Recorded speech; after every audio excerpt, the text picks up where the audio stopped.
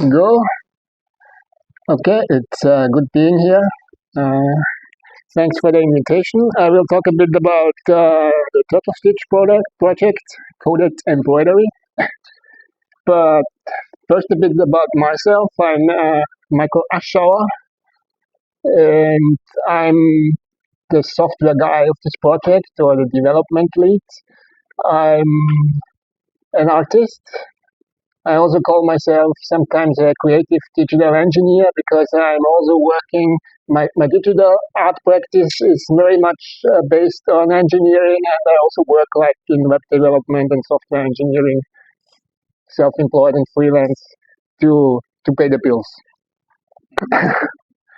So just to give you an overview of what kind of projects I do as an artist, the last project was called the Tomorrowland's Morning Post, which is kind of a post-fictional, speculative newspaper from the future, from a hypothetical future based on climate model projections and large language models inter, no, telling stories about it or coming up with stories about it, hyperlocal, targeted to your specific location.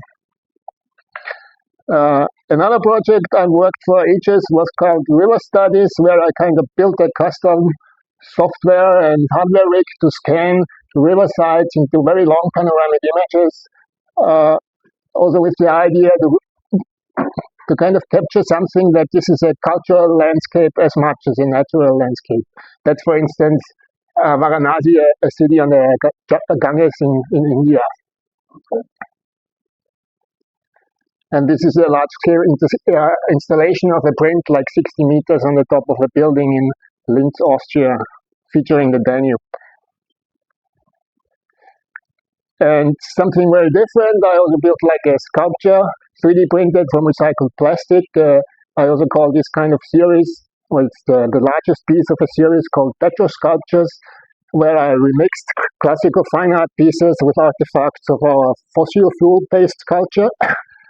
And this one was meant like as a public monument, slightly more than 2 meters high, and again, as said, printed from recycled plastic. And I also did stuff like a pirated live broadcast of the Football World Cup 2006 on Telnet in characters. It looked a bit like this. And at that time, this was the only available live stream. So I think this was the project that kind of had the most visitors and hits I ever made. And my kind of becoming this kind of creative technical combination, or this kind of emerged actually back when I was a kid, and this landed on the desk of my father, because my father was a teacher for mathematics and physics, but he also got into informatics and computer science for high schools. So he brought this home on kind of vacation time or weekends, and I started to learn to program by myself with the resources that he had, like books, but mostly at that time it was videotapes and the programming language called Logo. I don't know how many of you know Logo. Some maybe, but it's this kind of language that was developed in the 60s with the intention to control a turtle, but not just on the screen like a real turtle that had a pen and could move around. So that's Simon Peppert, I think he was called, one of the co-creators. So you can control the real turtle to draw graphics. This was kind of the main feature of this programming language. And of course you do this like on screen if you don't have the big equipment of a turtle. And I'm telling this story also because TurtleStitch is very much in the tradition of this educational paradigm that Logo also kind of created or emerged from. And this would be the same program written in, or the same graphic written in TurtleStitch as opposed to Logo. Yes. So back to what is TurtleStitch. So it's, as already said, it's kind of a programming language, or actually it's kind of a graphical programming environment that's kind of block-based. I think this should be animated. No. A block-based programming language primarily geared for creating turtle graphics and specifically embroidery patterns. That's why it's called TurtleStitch. But you can kind of embroideries or embroidery patterns are kind of very special form of vector graphics. So of course you can generate or program like all kinds of vector graphics. But TurtleStitch is of course also a web platform and a community. So this was very much very important from the very beginning, that it's not just an online tool, but also kind of a platform and community around it. So community in action here, for instance, in Tanzania. And yeah, I would have a video that sums everything up, but I don't think we have sound, so I kind of skip that. I'm saying the same thing anyway. So as already, you mentioned already Scratch, so the kind of ecosystem of this project, a few words about this ecosystem. TurtleStitch itself is based on Snap, so it's a fork of Snap. Well, technically it's not a fork, it's a kind of, it overrides functions of Snap, so it's even harder to maintain. And it has a web platform that's written in Django Python. Actually, it's kind of the third time the web platform is written. It was rewritten two times, but nevertheless. So I don't know if anyone is familiar with Snap. It's also kind of called Build Your Own Blocks, or that was the former name of it, because Snap itself was a kind of re-implementation of Scratch, which was the earliest and is still like the most popular block-based programming language in education and for kids and adolescents. And of course, Logo, which dates back to the, as said, 1960s. So that's the software kind of ecosystem. And as said, TurtleStitch is very much a community. It's not super huge at the moment. There is slightly more than 30,000 registered users and about 70,000 plus projects. Most of them are not really active. So it's just my estimate that about 1,000 of them are active in a month. So it's not a very, so it's still modest. It's not a very huge thing, but the community is very diverse and very active. So the whole thing started in 2015. So we started developing TurtleStitch. Actually, this is Andrea Meyer-Stalder, so that's the actual project lead and project initiator. I've worked with her together on several projects, taking back until like 25 years or more, even on kind of educational or on Linux distribution focused for kids in the early 2000s. We started in like late 2014, and the project was mostly kicked off by Snap, by Snap or the Snap's developers Jens Munich, who set off a tweet like, who just saw our fork on GitHub and what we are doing, and he set off a tweet like, I'm psyched about this project and what it does with embroidery or so on. And suddenly we were invited to the Scratch conference, and from then on it kind of was established in this scene like Snap Scratch, in this educational scene.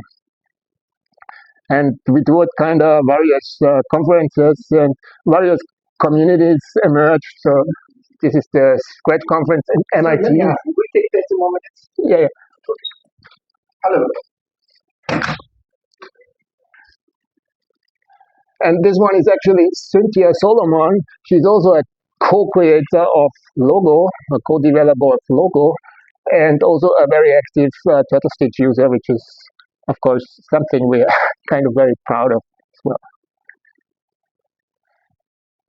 So just to give you an overview on where TurtleStitch is actually used,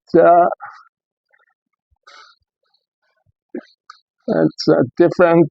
We have a lot of kind of, as I said, the community is small, but there are a lot of also multipliers and teachers and educators who actively use TurtleStitch in schools and out of schools, in makerspaces, really around the globe.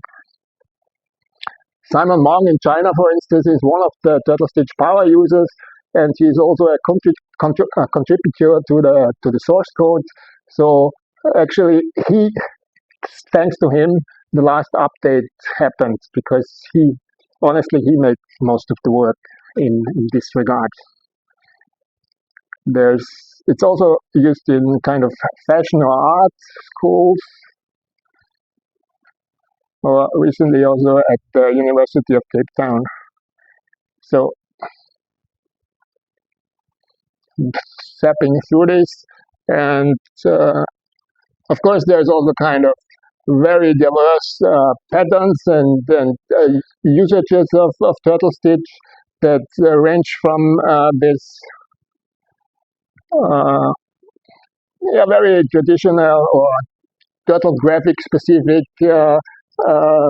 patterns that are created through rotating shapes or recursion, but also like symbols or algorithmic art that gets reenacted on embroidery. Here, for instance, is a very early algorithmic art piece on a t-shirt by Jörg. He's also a very important figure in TurtleStitch, because he was actually the one inviting us to the first Scratch conference, and he's a very active promoter of TurtleStitch as well. He's based in the Netherlands. Or something I did, for instance, is creating data visualizations, embroidered data visualizations. Or, as said, symbols are very popular, but also kind of I hope you recognize this. I tried to make this yesterday. And through TurtleStitch, I also got to see that there is really very specific and often unique tradition of embroidery techniques through all cultures and countries. And of course, also very kind of different patterns or symbols that are often used as an inspiration. So the hardware you need for TurtleStitch, I mean, that's a bit of the bottleneck, of course. You need to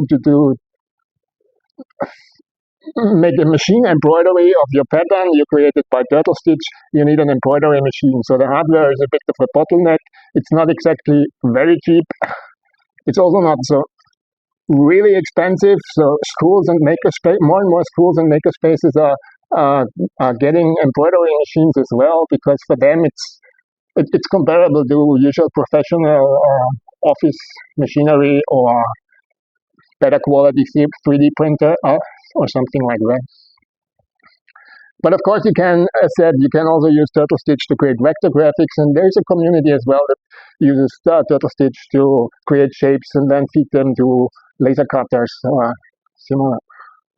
And there's a mentionable open source project called Stitch Lab, developed at the University of Applied Arts in Vienna, which by chance is also the university I got the degree from.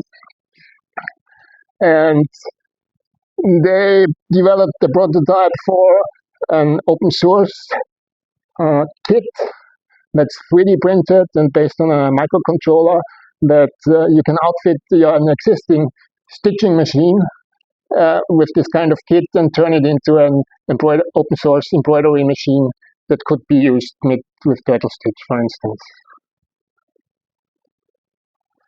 So that's basically the introduction to TurtleStitch. And if we have the time, I can give you a brief demo of how you would program a pattern.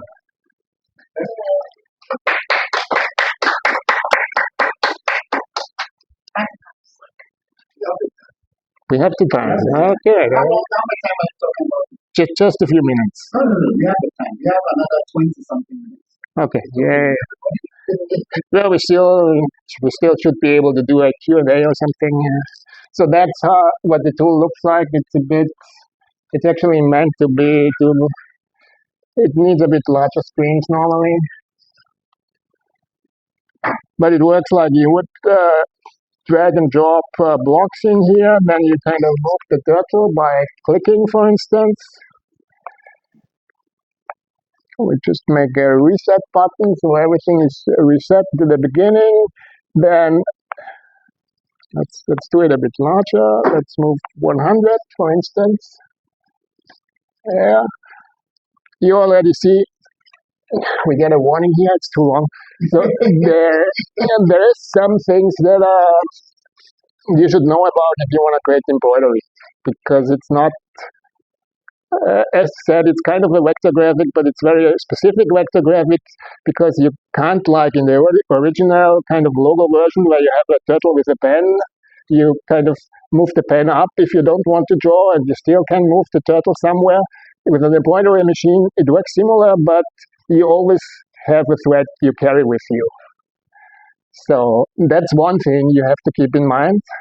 And the other thing is, all of this, there's a limit on how long a stitch can be. Also, it's a bit arbitrary, so depending on which kind of file format and which kind of machine operator you have, that might be different, but it's normally in the range of like maximum 1 centimeter or so, because otherwise it would not be very stable. That's why it gives the warning here, it's too long, because it would be too long for the embroidery file formats we use. But just for visualizing, it doesn't really matter.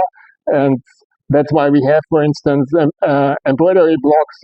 You would do a running stitch by 10, which would just separate these 100 steps into 10 times 10 steps or something like that.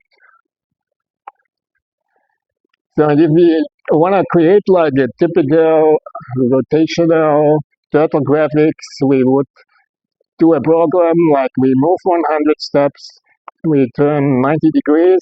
So, and we do this, of course we have to create a loop, so we do this like, not forever, but I have to use the mouse here. So we would repeat this like 4 times. If we repeat this 4 times, we get a square. Now we repeat this another 10 times, and if we want to do a full circle, we have to rotate like 360 degrees by 10, that's 36, and suddenly we would get something like this. In fact, it's so simple.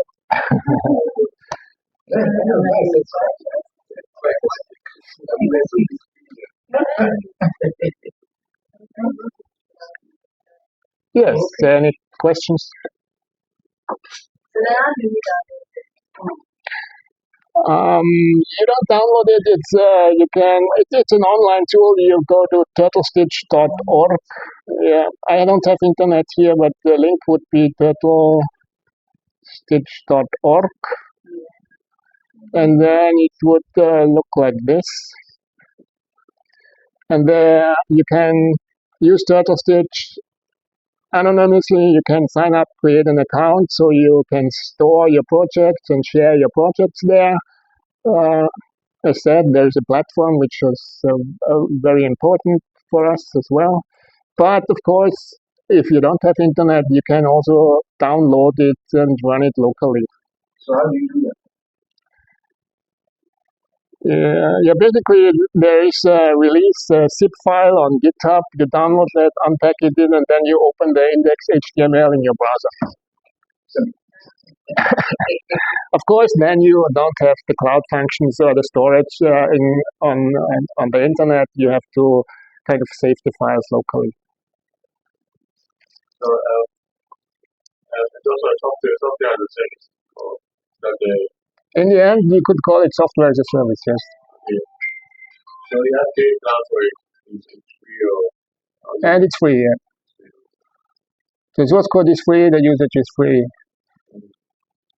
That's still actually kind of a problem in how to finance that, but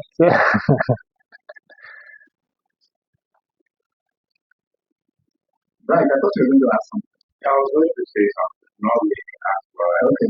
So yeah, so I think the only foundation I put this together. So when you're talking about logo, Python has a textbook that is like yeah, I know. yeah. So I use that. But I used to use that to introduce this program. And that's something like tell what you want to learn. But it seems like this is very convenient. In that you don't get like a lot of code. Because the design is just to you would have written like several lines of code to get that going. Yeah, yeah. So let's put the embroidery side like part. Is this something you can just use as an educational tool to introduce like this program? Aside like just how you start. Yes, of course, very much. So, as said, TurtleStitch is kind of a dialect, you could say, of Snap.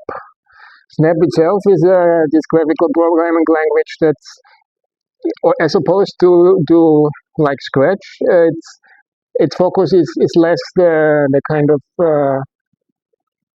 very young audience or the media literacy part that Scratch also has, but it tries to be a really fully functional programming language that's block-based, and it's actively used in curriculums at the University of Berkeley, for instance, which is kind of also a co-developer. You can use TurtleStitch in the same way, just with focused on graphics generation. And you also don't need to create patterns for embroidery. That's just kind of the main target or feature. You can also export this graphic as a SVG vector file.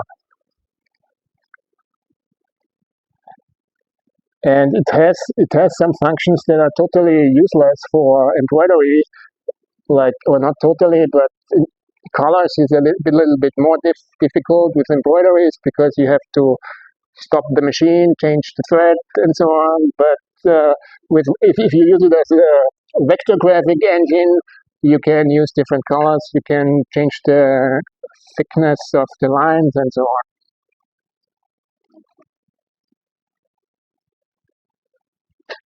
Okay, another question. Yes, go ahead. Yeah.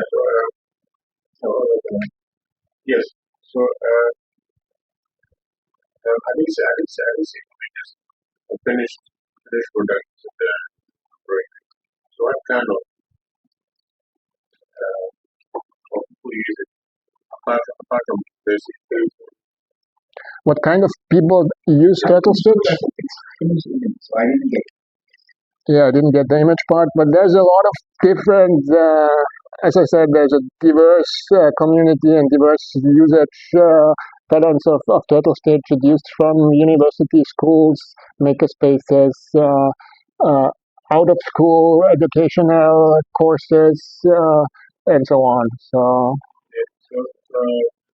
is it mostly educational and research, or is there commercial? I don't really know of any kind of commercial use. There was a short period where we got a bit of sponsoring by a machine manufacturer from Switzerland who planned to develop kind of a curriculum based on TurtleStitch, but it never really got anywhere as far as I know. But most of it is, yes, educational, or also some parts are also kind of, I would say, the artistic creational part, like for fashion items. There's some fashion designers using it as well.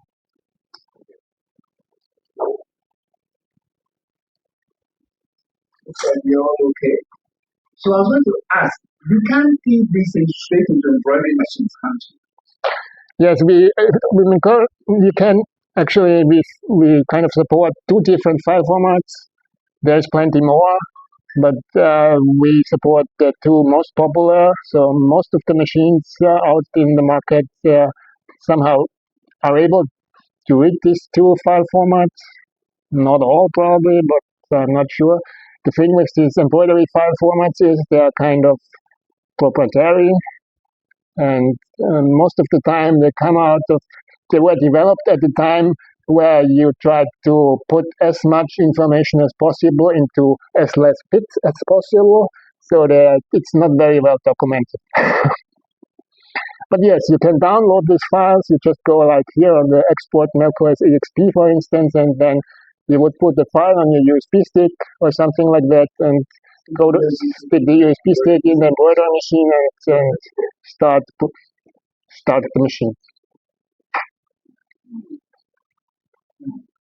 Okay, so James, so it's any embroidery specific embroidery.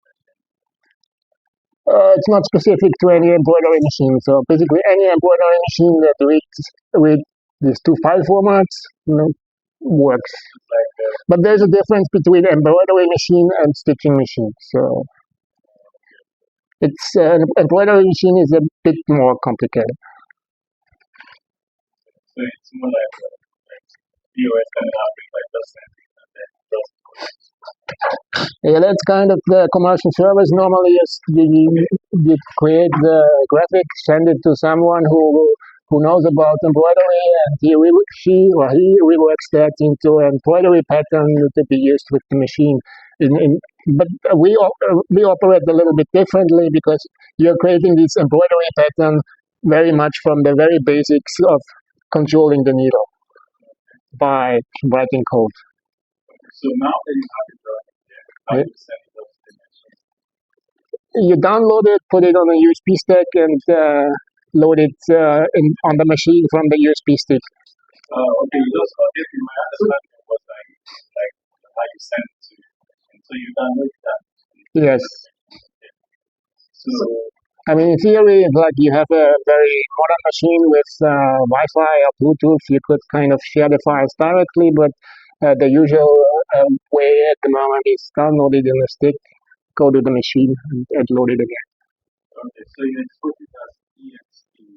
EXP and DSD, these are the two file formats we currently support. And yes, The machine supports these formats. Yeah, most of the machines. So basically, the first one is vector graphics. Yeah, SVG is scalable vector graphics. I know, yes, the question. Okay. Everybody's All right. So it looks like there are no more questions. We got everything on how you can do. Yes, I know one. What about the code? There's code running behind this. What about the code? Which code? Yeah, yes. I know it's blocks, but Yeah, it's blocks. Yeah, I mean, the code for the TurtleStitch user is blocks. These kind of projects get saved as an XML file with block definitions and some other stuff. The TurtleStitch itself is written in JavaScript. So basically, as said, it's kind of forked off of Snap. Snap itself has its own kind of how to say. It's not based on it's based on an old kind of framework like Morphic.js, which comes back as a re-implementation of the Smalltalk paradigm somehow. I'm not so much into Smalltalk, so I don't know much about that. So, but there's of course a kind of history or story behind it, and yes. So we are about to and it's an open source project. Of course, the sources for TurtleStitch are free, and also for the platform. So there's kind of two parts, two main software parts that are both free software. Free software. Not just open source, free software. Very important. So, like I said, it looks like we exhausted questions people have asked what they want to ask. We are coming to a close. Okay, so can you import one image or it has to be drawing? If you can import an image, yeah, that's always a kind of tricky thing. You can import an image onto the stage. So use it as a background and then kind of try to draw it.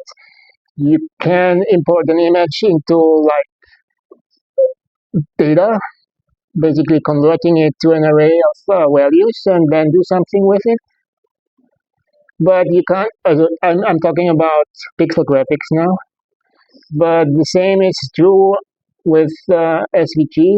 So you can load it and use it as a background, or you can, actually, yesterday I created an experimental SVG importer that imports, takes the path data of the SVG and puts it into a list kind of array, so you can use that to draw it again.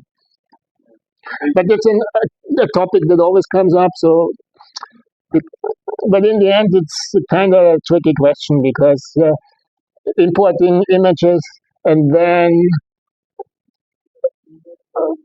as I said, embroidery is very specific, and you can't just take an image and then expect it results in a good embroidery that works with the machines.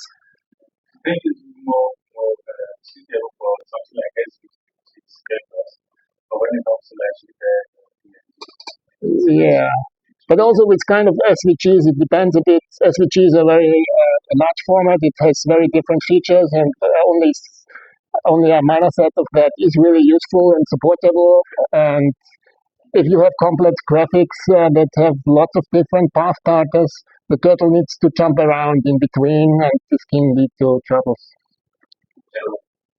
Especially if you do it just automatically and not manually plan where to go. So ideally, you would just create your pattern from the ground up and design it also the way it works best with the machines. So there's no like specification. Like this image should be so and so formats before you can import it. Not really. I mean, as I said, you can import images and get the data out of it, but what you do with the data is very much up to you. Because I just thought of the feature that someone sometimes to smoothen the import experience and try to plug it. Yes. I mean, you can do that to a certain degree, but it never will be perfect. And as I said, some of the things are kind of in the working, but yeah, if you have complex graphics, you can't expect that it's a working embroidery automatically. Okay. So he asked about it, and he didn't get the answer. He said there's an Excel. No, I think it's good on the program. So now we have the plots and this is the GUI. There's some, let's say, the JSON structure like this to modify, let's say, when you do something like workflow like that, you can switch the code path where you do the code side. For some of us who are more comfortable with that. So now we have not the source code of the entire program. The code of the drag and drop that just doesn't have that path, or it has to be only drag and drop. I'm not sure if I fully understood. Perhaps I'm thinking when I said it's more like the Scratch has, you can do the blocks here, and then you can see the code running on the side, if I remember Scratch well. Am I right? Right. Am I right? Okay, so I'm thinking that way, maybe I'm thinking wrong. I don't know. You mean you see the code? Well, I see the code, you see the text version of the code, or what? Yes, the one that someone used actually. I think that's a new feature then. No, actually, it's kind of it's kind of block-based language. There is no switching between text and code. Also, this kind of blocks, they aren't really encoded in any kind of programming language. They are, as I said, they're in an XML format that just describes which blocks are here on the scene. So, but the interpretation of these blocks is done by the code of TurtleStitch Snap. So having that, so I'm assuming if you can export to EXP, you can as well export. No, you can't really import EXP at the moment. EXP is the end format for the embroidery machine, And EXP is basically really just a list of points. Okay, so that's where Aschauer projected scientists Yes. how to share without where I can modify it. Don't be sure to yourself if I can modify it, but that's the kind of product. So You can share the XML file of the project, then you can load it again in TurtleStitch, and yes. so the code part is XML. Yes. And this, you can share this as a file, or you can share this via the platform where it can automatically upload it, and then you can open it and so on. Anyway, so yeah, I'm constantly trying to find out where we are, whether we are done or we are going on. Like I said, for me, it's pretty exciting when you do this stuff and you go to embroidery, like pushing the machine and things that's very exciting. I don't know how everybody else finds it. There are other, is it embroidery, is it programs or software or that kind of thing? I don't know whether you are aware of some of the other things for embroidery, the other software for embroidery. A little bit. I'm not sure if For example, I came across, so I went on the net just to see what we're talking about. I came across InkStitch. Yeah, that's one of the, I think, most popular open source embroidery software at the moment. It's actually kind of a plugin for Inkscape. Yes, InkStitch. But there is not much, especially not as kind of free software. There is a couple of commercial packages and also freeware, but free software, there is not really that much for embroidery except for InkStitch. I mean, at the time when we started with TurtleStitch, there was basically nothing. In the meantime, a few things emerged. InkStitch, I haven't tried it recently, but I think it got pretty good. For a while, there was a software called Embroidery Modder. I'm not sure if it still exists. There are some libraries for Python and JavaScript for embroidery. And other platforms have started after TurtleStitch to integrate these embroidery patterns as well. Like, for instance, how is it called? Processing. If you've heard about processing, it's kind of a Java dialect geared for media, graphical, and creative projects. And there is another kind of block-based project for phones, like I think it's called Catalobot. They also have started integrating embroidery creation into their suites. So, kind of conclusion, everybody is bringing something in. So, I'm always allowing me for that. This sounds very powerful on the educational side. It looks like there's nothing like it. Of course, you have Scratch, which came before, but that's what I'm seeing when I'm seeing this embroidery thing that you presented to us today. Yeah, it's useful for this question schools, Any school. Any school, because it's attractive for boys and girls. It's a machine, and the thing comes out. It sounds quite unbelievable.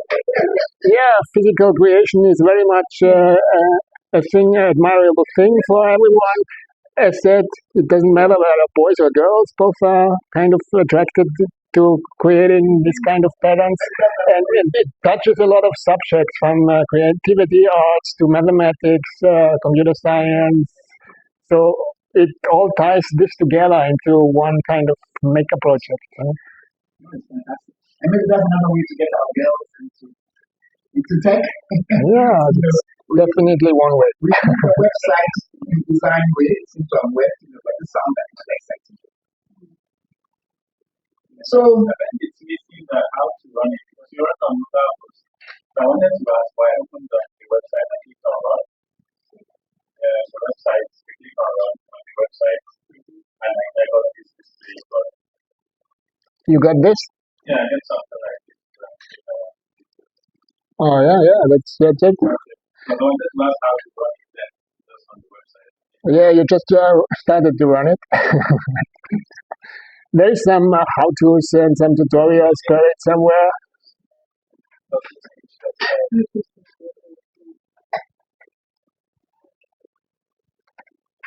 And sometimes, I don't know if it's had that before it went, I was trying to participate and I did that one. It wasn't responding. I timed out, so I just left it. So this is the first time it's happening. Okay.